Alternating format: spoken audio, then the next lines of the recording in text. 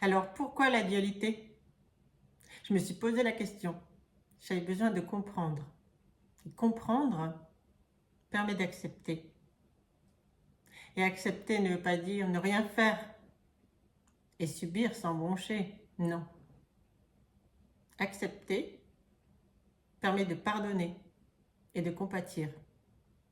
De voir la réalité sous un nouvel angle. Et accepter permet d'agir depuis un nouvel espace, celui du cœur.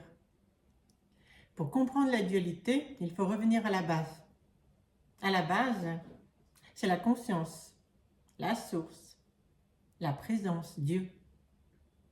C'est le tout et le rien. C'est une énergie. Et c'est une énergie d'amour.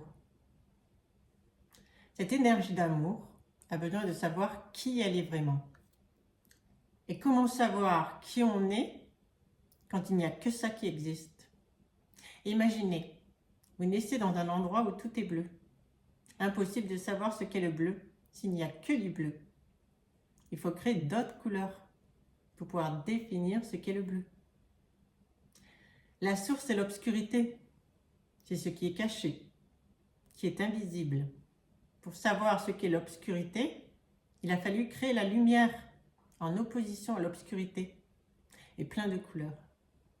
La source est impalpable, immatérielle. Alors il a fallu créer la matière en opposition à l'intangible. Pour cela, la source a créé la Terre et d'autres planètes pour être le lieu qui permettrait d'expérimenter tout ce qu'elle n'est pas. Et sur Terre et ailleurs, il y a une infinité de matière qui a été créée. Plus il y a de création, de détails, et plus cela permet de comprendre en profondeur, d'aller dans le détail, d'affiner la compréhension. Pour savoir qui on est, on expérimente d'abord tout ce qu'on n'est pas. Il faut donc créer tout ce que l'on n'est pas et l'expérimenter. Il n'y a qu'en faisant l'expérience que l'on sait vraiment.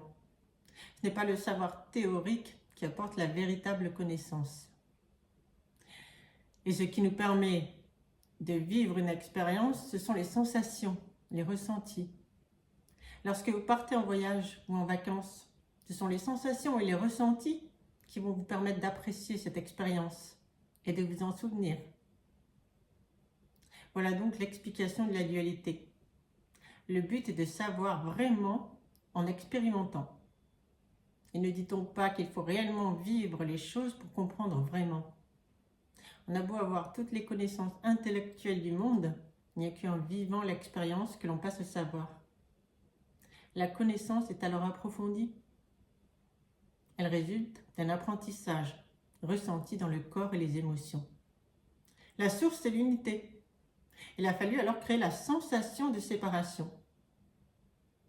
Car la source, elle est tout, donc il est impossible d'en être séparé. Pour cela, elle a créé l'individualité en créant les humains, des individus. D'ailleurs, en langue des oiseaux, individu vient de individi, qui veut dire indivisible. Et Deus, c'est Dieu. Un individu est ce qui n'est pas séparable de Dieu.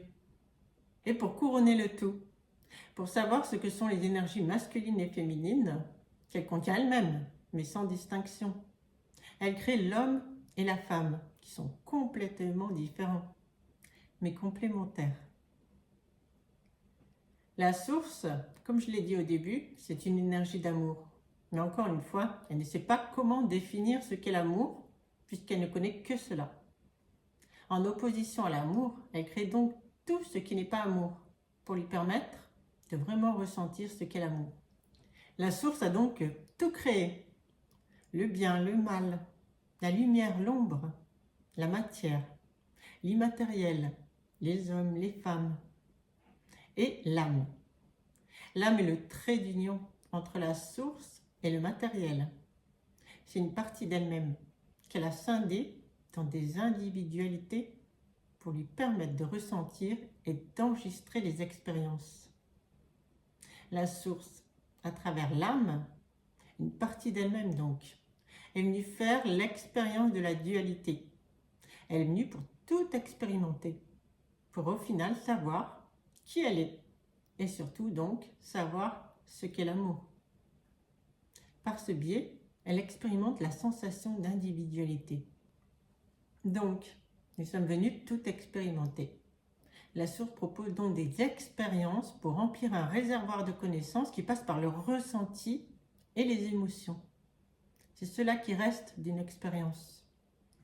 Tant qu'une expérience n'est pas pleinement ressentie, elle sera proposée encore et encore.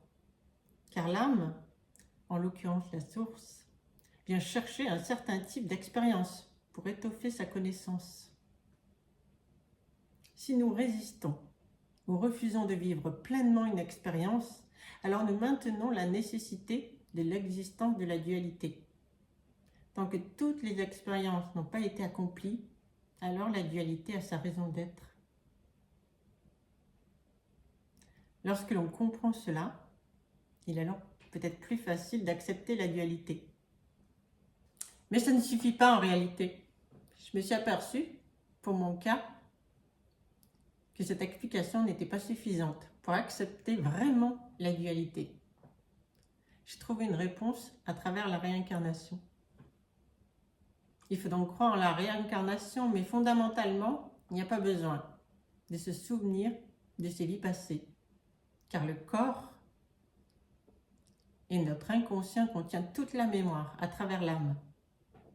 Et vous allez comprendre pourquoi ce n'est fondamentalement pas nécessaire. D'ailleurs, il n'y a pas grand monde qui se souvient ou qui a accès à ses vies passées. Il faut comprendre qu'on a eu plein de rôles différents pour faire plein de types d'expériences différentes. Je pense au rôle des victimes, bourreaux, sauveurs. Chacun a un niveau de conscience en fonction des expériences qu'il a fait durant sa ou ses vies. C'est comme aujourd'hui, c'est exactement pareil. Il y a des personnes en maternelle, primaire, au collège. On est obligé de passer par la maternelle avant la primaire. On ne peut pas sauter plein de classes pour comprendre et intégrer l'enseignement des classes supérieures. Dans la vie, c'est pareil. Il y a des choses qu'un individu ne peut pas comprendre tant qu'il n'en a pas fait l'expérience. Un enfant de maternelle n'a pas la capacité de comprendre les mathématiques des sixièmes. C'est pourquoi les différents niveaux de conscience doivent se respecter. C'est un processus, un cheminement. On doit faire le chemin pour évoluer, gagner en conscience et en sagesse. On ne peut pas y couper. Il faut donc accepter que chacun fasse les expériences qui sont nécessaires pour lui.